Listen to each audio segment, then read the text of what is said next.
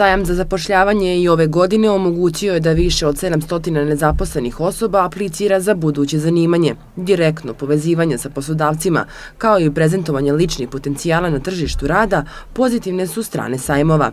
Broj nezaposlenih lica je oko 25.000, možemo reći da je odmah nakon održanih sajmova od tog broja 4.500 lica našla svoje zaposlenje, 1000 lica direktno kod poslodavaca koji su bili prisutni na sajmu.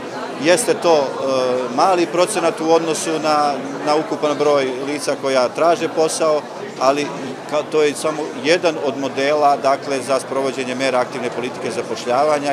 Na evidenciji šabačke filijale trenutno je 17.800 nezaposlenih lica, što predstavlja 21% radnog sposobnog stanovništva. Ove godine na sajmu je učestvovao rekordan broj poslodavaca. Očekujemo da će 700 nezaposlenih lica proći danas i ostaviti svoje CV-e na štandu poslodavaca. Ukupno je oko 240 zahteva za slobodnim radnim mestima.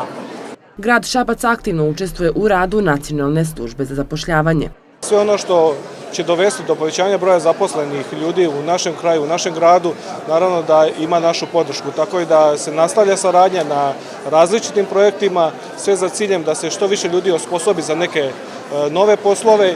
Kompanija AKS već godinama koristi usluge filijale Šabac radi upošljavanja novih radnika.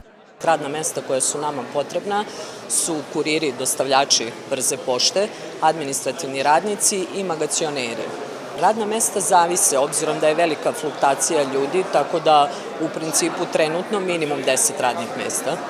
Svake godine više stotina nezaposlenih građana posećuje sajam za zapošljavanje u nadi da će pronaći buduće zanimanje.